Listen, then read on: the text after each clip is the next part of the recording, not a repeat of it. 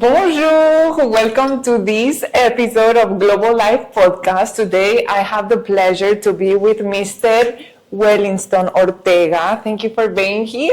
Thank you for having me.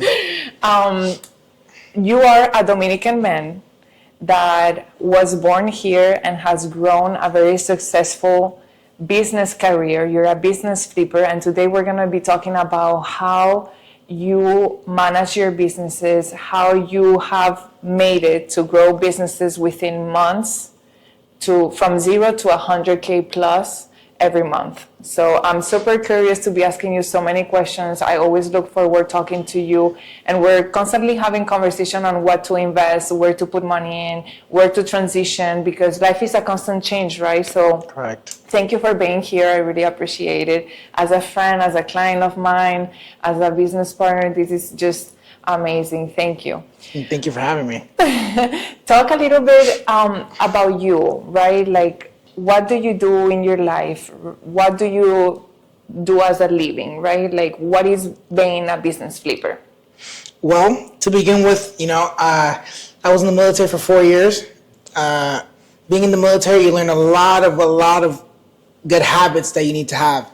And that was my foundation. Without the military, I would not be here.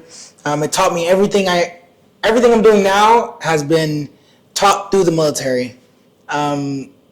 And that's very admirable, because you literally went into it to get in and out, take the best out of it, and then get out of it. You're a person that is not scared of change, and you're just resuming what you need to learn through a whole life in the military career within 2 years, right? You were there for 2 years? No, I was there for 4 years. 4 years? I did my 4 years. Everything's a strategy. You go into something and you have to know what you're doing, what's your exit strategy, and how you want to live. I quickly realized that, being in the military and, taking orders, being up for 48 hours isn't something I want to do. And so I decided to take the risk and get out the military and find myself. And surely enough, I did. I definitely found myself. What I currently do is I grab a business, I make the business, I raise the business. It's just like a child. I raise the business, create the business, find the contracts for the business, find the employees for the business, buy the assets for the business, build it to a certain revenue a month, and I sell it. That's what I do. That's my current occupation right now. Very admirable. And going a little bit back about the military, first, how old are you? I'm 26 years old. Okay. And when did you go to the military? When I was 19. Wow. And what was the most impactful memory that you have from it?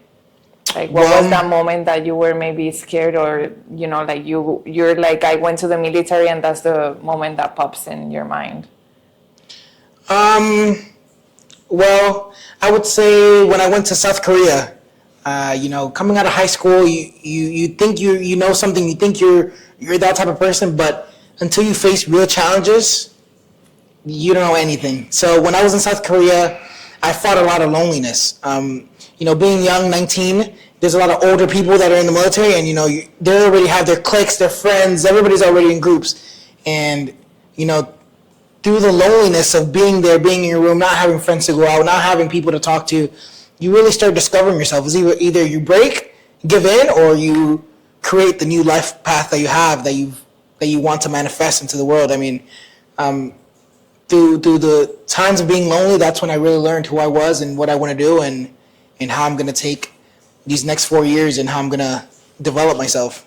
I think seeing so many violence as well, like living, right, all of this war was also very impactful. I mean, at this point, it's something that makes you be tough, right? It's like you've seen a lot. In the United States military, we suffer a lot from suicide. In 2020, I had about 4 to 5 of my friends commit suicide, unfortunately. And, seeing these things, these type of traumas, it really either makes you or breaks you. I have a lot of colleagues and a lot of friends and battle buddies who aren't the same after that, and we go through a lot of tough times, a lot of isolation, and a lot of mental disorders that, there's not really much help that somebody can give you other than unless you take the first steps and give yourself the help first. Yes. So, PTSD is real. yeah, it definitely is real. And, all that combination of all these things and traumatic experiences made me who I am today. That's incredible that you were able to sit with your own mind with the whole situation going on, and still take the best out of it, and it's really nice. And when you got out of there, I remember you were already thinking about starting businesses, right? What did you get into? Because obviously getting to where you are right now is not really only about developing a business. It's about developing the skills within your personality and within yourself that are gonna get you to be able to develop that business. Correct. Right? So what did you do when you got out of there?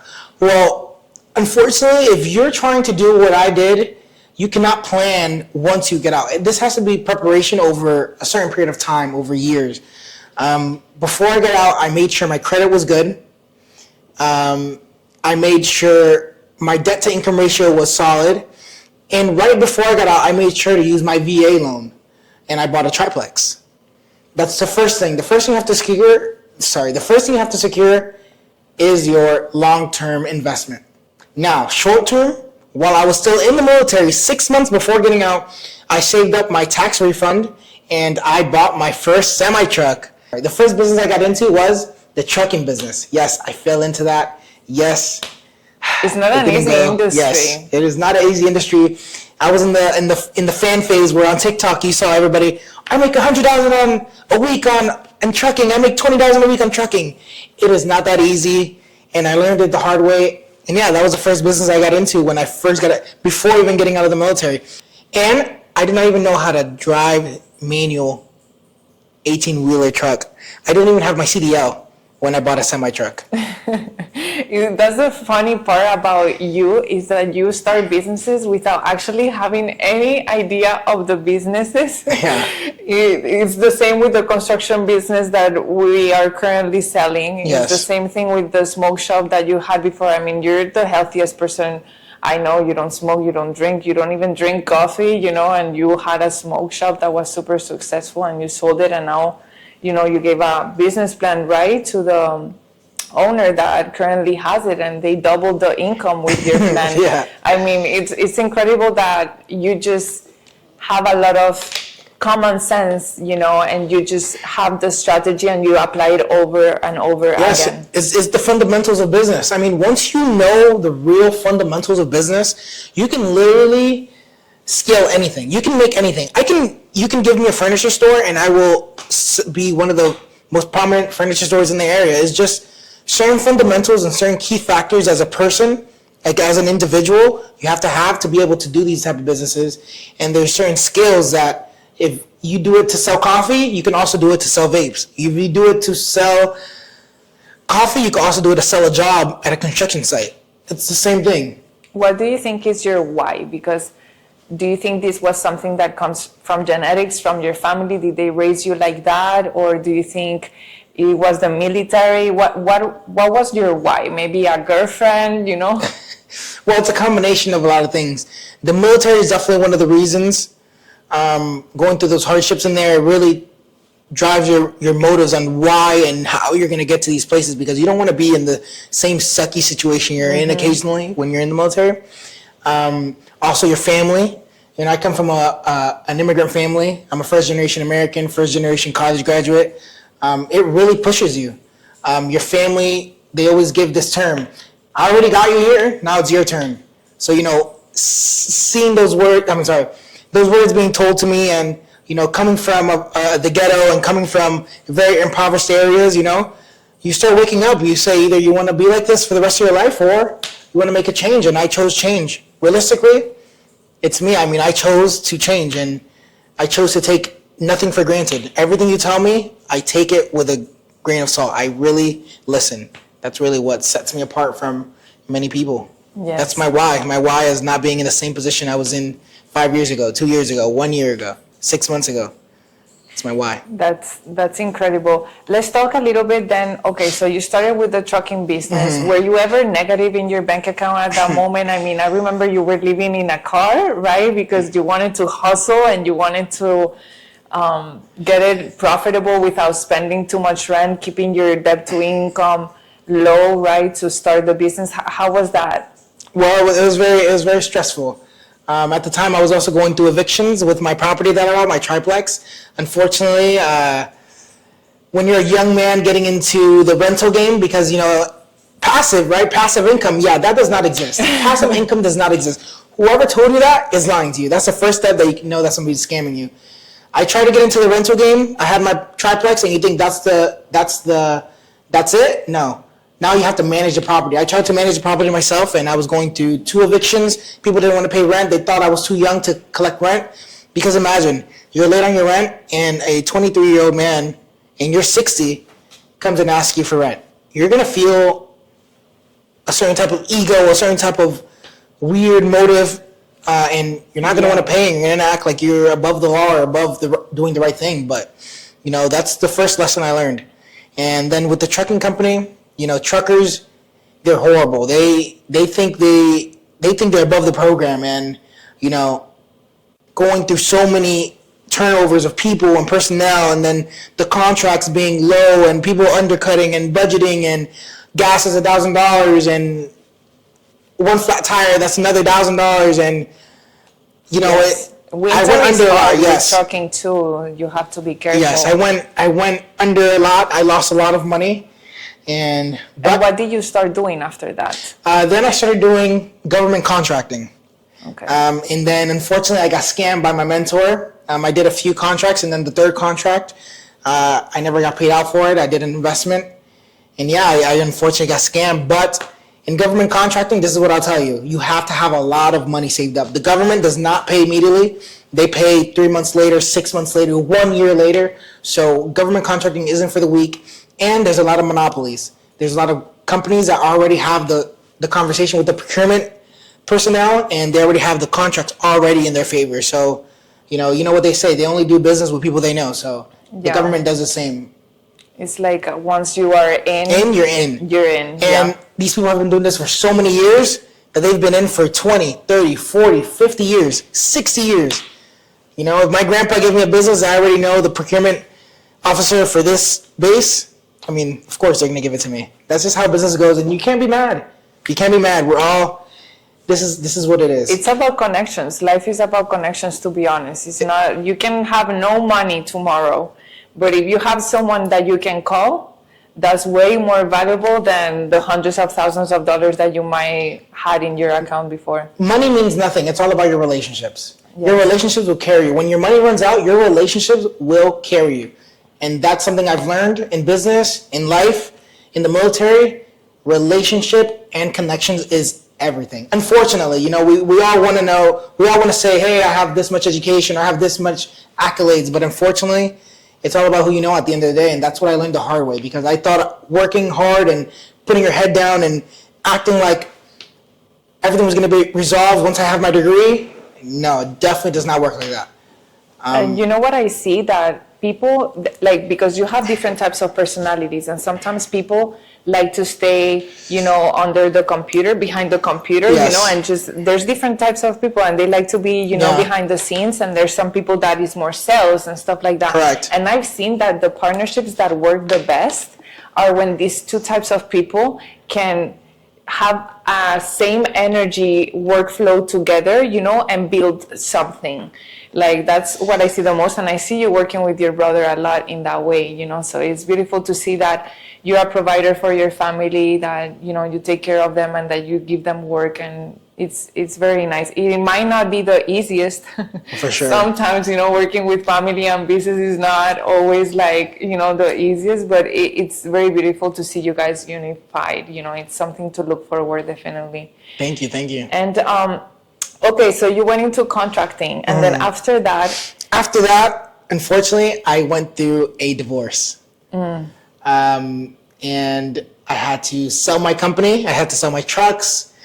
I had to sell a bunch of my trailers, all of my things for my businesses, and I had to go work, unfortunately. I went into the railroad, and I was away from my family for many, many, many weeks. I was basically 26 days out, 6 days back home, and in those times. That whole year I was working there, I would sleep in my truck to save money.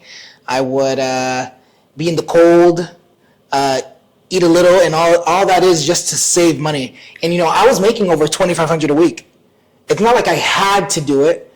I forced myself to do it because you had a plan. Correct. Through pain, there is no learning. You don't learn getting everything easy, getting everything handed to you. I felt like that was a sacrifice I had to do to learn my lesson, to learn the value of money, and to learn. That year was the best year of my life, and I was sleeping in my truck, and I was working every day, working 2 days straight. But I learned the most in that year, and I was able to reflect on every single decision I made to get me to that point, and what I was going to do to take it to the next level once I got out of that year. That year of sacrifice, Yes, and I think it's very important, and I'm asking you all of these questions because sometimes I think you said, you got scammed by your mentor. Yes. I think one of the biggest scams that we see nowadays are courses, coaching, and all of that, and it's being very normalized. And Don't get me wrong, there's people that need that type of basic coaching, but I think it's a reality that most millionaires fail 3 times before they can make it happen, Well, I'm on my 3rd one, so hopefully that means hopefully that means I'm on the next phase of my life. So good thing you're diversifying, and yes, the goal, right, is to diversify not only in businesses in one country but in many, many countries. I mean, I remember coming here and seeing so many immigrants and people that came in here just with, like one little bag or not even, crossing through the frontier, like it was very impactful knowing that I came in with a whole container with all my things and I was still feeling sad. That was very like, wow, like I'm here complaining that I'm coming with, a nice setup, and there's people here that are coming from scratch, from zero. So I like to see that you have failed because it gives you it's a reality. It's a reality. And it's like, how is someone that doesn't know nothing about drugs teaching drug addicts how to stop being drug addicts? How is someone that hasn't failed teaching people how to build a business? Because if you have mom and dad's money, which is not something bad, it's something that your parents worked for, it's fine. But maybe you didn't go through the pain and the process that needs to, motivate you to get to where you are. And maybe that uncomfortableness, gets you to think more creatively, The scarring is what makes you push forward. Mm-hmm. The scarring is what helps you tolerate pain. Mm-hmm. That's really just the difference between an investor and somebody who's a normal person. Their tolerance level is just higher. Their risk level is higher. So you've been through all of these things, and I think it's good because people that have everything given, then you're not grateful for what you have, and you get bored. You get I guess you don't value things so much because you didn't really have to work for them, right? So you're like, yeah, I have my whole furnished $1 million home. So annoying, my life, those things make you more humble. They make you more happy, to be honest, even if at the moment you don't really see it. For sure, working for it definitely does give you an edge. But unfortunately, out there is some people that have it all and they work way harder than us. Yes. That is scary. That's scary because there is a few people that do have it all from their parents, and some of those guys are monsters. Some of those guys are monsters. And it's not because they were giving it, it's because of their family just has a certain expectation that they have to meet, and some people become monsters through that. Even given everything, they're just way better than a regular person. We see it. Okay, so you worked, right? Yes. On the railroad, and then what did you do after? When you saved the money, when I saved the money, one of the times I was home on my 6 days back home, I bought a smoke shop. Okay, that's the point where I come into the picture, because for a few years we were not talking so much. We were both like in our hustling moments and stuff. How much money did you invest into the smoke shop? It was $40,000, right? Just about, yeah. I didn't know you were gonna disclose that number. $40,000. And guess what? We have to. We're gonna be very explicit. Very real. And guess what? What? I bought it all with what? My credit card. I know you're not going to believe it. I know it's hard to believe, but yes, I had the money in my bank account, and I decided to make a smart financial decision and bought it all on 2 credit cards. Were you paying interest on that credit card? Oh, for sure. For sure. Okay. Definitely. I might still be paying some interest from that, but hey. No, you know how because it there are is. some business corporate credit cards Yes. where you don't pay interest for like during a year. Oh, no, okay. I was not paying interest at that moment. Okay. No, I was not paying Okay. interest. But now I'm definitely paying interest on that. Yeah, I mean, you can pay the debt of your first car with another one. Mm-hmm. So it's about, a lot of people is scared of debt and taking risks, and that's where, like, I really would like to focus this podcast today, because nowadays times are changing so much. Correct. AI is taking over, Correct. which we're going to talk about, the different businesses where you want to go and diversify into right now in the moment where you're in your life, because it's very interesting to see your point of view into this. But it's very important to take risk, because what are you going to do with the money in your bank account? It's literally doing nothing. So I rather lose it, but do something than just have it sit there for what? To look good? What are you going to do with that? Yeah. You're gonna take it to your grave? You cannot take anything from this physical world when you die. It all will stay in this physical world. So, you know what I say? Try hard, crash hard. If you're gonna crash at 1,000,000 miles an hour. We're young, so this is the perfect time to go bankrupt. You have to go bankrupt before you're 30, because it takes 7 years to get out of that bankruptcy. So crash hard, crash now, do it now. Do not be afraid. Get in debt now for the right things, and do it now. You have to take the risk. If you do not take the risk, you will wake up in a few years and realize, where did your life go, and regret. Yes. Regret is the worst thing. Regret does go with your grave. Regret does go to the grave. Yeah. So you do not want to die with regrets, and you have to do it now, and you have to fail now, fail quick, and get over it so you can get to this point where you're at, I come from a culture where, people usually keep like their little money, until retirement. Like, I have friends. 401ks, TSPs. And they literally open holes in earth, and they put their money in there, so I come from this culture, and coming into this one, the U.S. gives you like a lot of opportunities, a lot of things, but it's also about living a balanced life, right? Yes, We don't only want to, we don't have to forget that the luxury of life is having slow mornings, is spending time with your family. That is your why, because I see you're very business oriented and everything, but you don't lose the sense of what really matters, which is important. It's not about Gucci, Prada, it's about living the memories. 100%. Life your is family, not moments, it's milestones. I always say it. That is 100% correct. Your family are the people who are going to be there once I lose it all. Guess whose home I'm going to go to? My family. Yeah. Guess who's when you go through divorces, when you go through losing your job, when you go through any crisis, your family are the first people that are there. Somebody, maybe not your immediate family, but maybe your cousin, maybe your aunt, maybe your grandma. Those are the people who will be there for you unconditionally, without giving them $1. Well, some families, but I was lucky enough to have a family that really supports me. That's what really is setting me apart. My family is a very big, strong support system for me. Yeah. And I'm very big into family. I love your family. Thank you.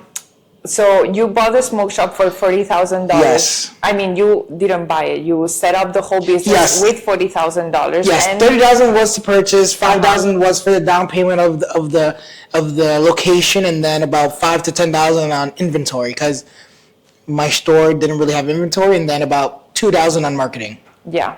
So we sold it. You contacted me to list the smoke shop, and we sold it. I think it took 2-3 months. And then I think 2 months or less. Yeah, 2 months or less. I remember you were worried. Gabby, are you going to be able to sell this? Yes. And I was like, I got you. And we sold it for $105, which was a good amount, because it was generating at the moment $7,000. It was netting $7,000 every month. Right? Yes. But gross, it was about 20. Gross. Yeah, it was 20,000 after paying employees and everything for the business to be systematized without you having to be there at all. I was on the road, because after I bought the smoke shop, I continued working. I didn't just quit my job and just leave it all. I continued work. I created a system, created how we're gonna keep count of the money, created how we're going to do marketing, created how we're going to do scheduling, how we're going to do cleaning, how we're going to do inventory. This is what I got good at. I got good at creating systems. That is what I mastered. I mastered systems. And systemizing your business is why I was able to what? Sell it for what? I'll let you take it. 105 in 9 months. And why did you sell it? Because you had multiple reasons.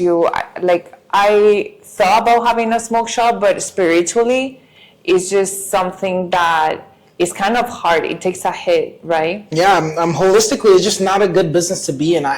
It just, knowing what you're doing to society and knowing what tobacco does to people is just not a good look. It's not a good, it's not my industry. I don't smoke vapes. I don't smoke marijuana. I don't indulge in that industry. Yeah. I just know that it's very profitable, but not every profitable business is a good business to be in. Yeah. You know what they say, all money isn't good money. And unfortunately, I started in that business and, I wanted to immediately exit that business. Yes. Which, by the way, I have one for sale for $55,000 in Sanford, Central Florida. So if you're looking into investing into it, you can contact me, but it does have a spiritual hit into it, right? Yes, but what's not good for me might be good for you. I mean, hey, there is money in it. So it's not like you're getting into a failed business. There is money in it. There is a need. People will buy nicotine before they pay their rent. So, I mean, addictions sell. Addictions sell, and that is why a lot of people are hooked on all these opiums, all these medical pills, all these fast food. It's all the same thing, almost. Yeah. It's on that same level. Guess what? Tobacco is almost the same as McDonald's. Health-wise, do the research. And it's a business that works even in recession when the things are not going good. I mean, this is a business that is going to increase because people get depressed. So it's kind of like sad, but it's good for the business. Yeah, right? in recession is when you're making most money. When people are sad, guess what they're going to go do?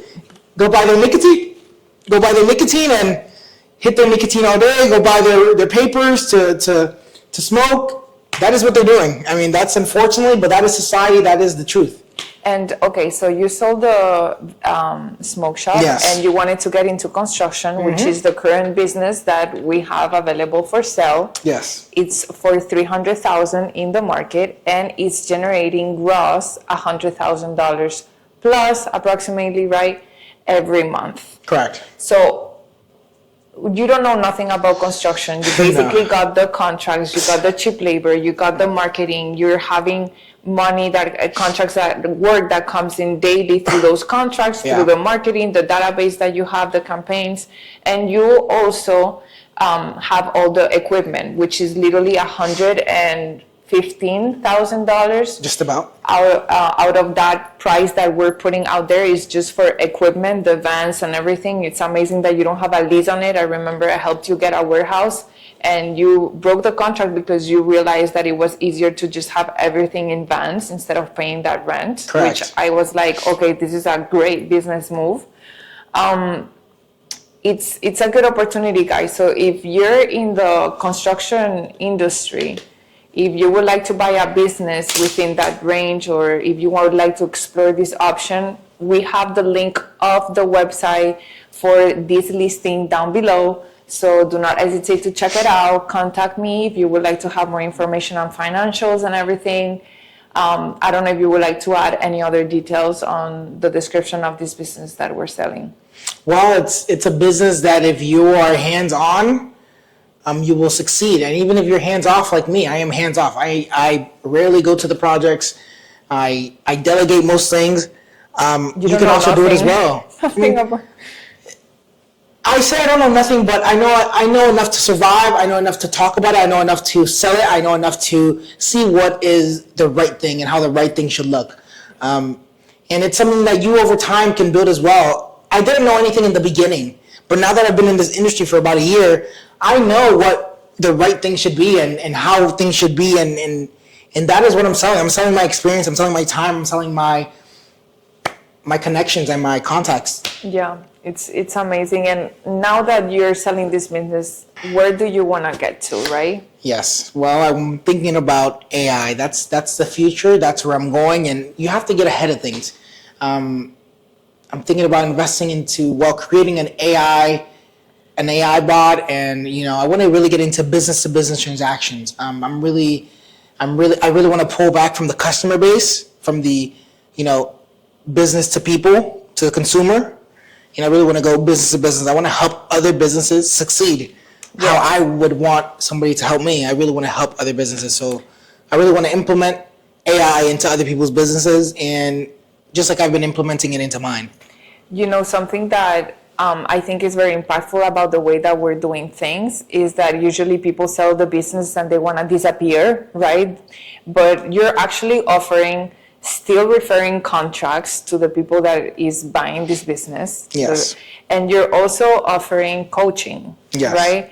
So I think it's really nice because you're a person that, is actually going to teach people what they need to know to succeed in their businesses. And I know you have many courses that you're working on right now. You're going to be part of the TLA platform of the TLA group, the Life Academy. So it's super exciting, to have you partner with us and use our platform to sell your courses as well, So is there any other type of business that you think right now is thriving that you would be like, okay, for someone that is exploring something to do with their life, and they maybe work from home? A simple business or a hard business? Because there's all types of businesses. Tell me everything, both. Boom, let's just say you don't have much money, you don't really know what to do. What I would do is I'll grab a rag, some Windex, and a heart full of desire. I would go on Google, I will search up local window installing companies, and I will contact them or go. I prefer going to these places. Cold calling, everybody calls, but you will do a bigger impact going to the places. And I would sell my services. Window installing companies install over 100 to 200 windows a week. These people are just installing the windows. But some clients want these windows cleaned after. And you can really make it so you can offer the services to the window installing companies, get consistent work, fill your schedule, and build a reputation. And guess what? There's not just one installing companies. There's over 50, 60 installing companies in your area. And you can do this anywhere across the United States. That is how you get your clients. That is your client list, the window installing companies. But you are a window cleaning business. So that's how you get your clients without much money, without doing marketing, without really much effort. Just get a rag, get some Windex, and go sell yourself to these companies that you can offer, that you can handle their workload. So what about another type of business that might not be that much of like going in person, like something more remote that you think was working? Okay, one that you can do, another business, this is all business ideas that you can purchase on my course. I'll give you just a vague description. USPS offers an incentives for businesses to be able to reach homeowners. As you know, you can't solicit, you can't put things in mailboxes. So USPS offers a plan where you can purchase their program and they'll put your advertisement in people's mailbox. Now, that's very, very expensive. A business owner would probably not do it because it takes so much money. And so what you do is you do almost like a crowd sharing of the marketing. You hire a marketing agent, you hire an employee, a sales employee, or do it yourself, and you go to all these businesses and offer them to be on this marketing campaign. Basically, you get a sheet, 8 on one side, 8 on the other side. You offer them boxes. You're selling your real estate by boxes. Now, each box costs $600, and they have their advertisement on there, and you're promising them that you will reach 10,000 people a month in their local area. Now, 8 times 600, now let's do the math now. 8 times 600. 8 times 600. That's 4,800. Now, that's just one side of the paper. Now let's do the back side. Times 2, that's 9,600. Now let's say you have 3 sheets. So that's $28,000 a month. Systematized. But so basically you have boxes and I didn't understand that part. You have boxes and you show them to the... No, so basically you have a piece of paper like this. Right? It's like a magazine. You have small boxes, right? Spaces where they can put their advertisement. Hey, landscaping company, 25% off. Or landscaping company, $100 a month. Okay, I see. Right? And you have 8 spaces. Okay, I see. Yeah, instead of like them having one big paper and pay $2,000-$3,000 a month, you're cutting their cost in half, $600 to $500, and you get a spot on my newspaper. I love that. And then we're gonna take it to USPS, and they handle the rest for you. All you gotta do is handle the sales. That's easy money. And if you do not have good sales tactics, save up some money and hire somebody who is good at sales and offer them commission of what you make. And that is how you can make over $28,000 a month, $15,000, $10,000. Start small, side business. I know that you are looking forward, you have big plans for the community in the future, right? So tell me a little bit about that. Like, how do you want to help the Orlando, the Central Florida community? Well, you can't help without being a part of it. So I'm thinking of really running for a position in the government. I don't want to disclose it just yet because, I'm still in the formation of it, but to really do change, you have to be somebody who's really leading and in front of these things, somebody who can really make a change, be in these positions, and use their position not for money or power, but to really change the people and really affect those people who are next to you, who go to Walmart with you, who are in traffic with you. You really need to become somebody who people look up to and mentor the community and really be there for people who are in need without wanting gain or any personal gain from these positions that, a lot of people go for personal matters. I can't wait how that evolves, because the fact that you're getting into the education, department and all of that really helps. I think what people need the most is education. 100%. And sometimes we lack a little bit of it in this society. So I can't wait for you to see how you Thank you. influence I appreciate the community. Thank you, Ortega. I appreciate it. Of course. And don't forget to subscribe to our channel. Please. Don't forget to comment whatever part you like the most. If you have any questions, leave it in the comments. Of course. Don't forget to share this podcast with your loved ones, with anybody that you think that could benefit from it. Thank you, Ortega, for being here. I appreciate it. All right. Thank you for having me. You guys can find me on Ortega's World 4. I hope you guys enjoyed the podcast. Any questions you guys might have, DM me. I'll try to answer it as best as possible. If you need me to go deeper into what we spoke about today, we can do a Zoom call. We can set it up. Just don't be afraid to take the chance and bet on yourself. That's all I can really say. Thank you. I appreciate your time. Of course, of course. Bye-bye. Bonjour. Au revoir. Au revoir.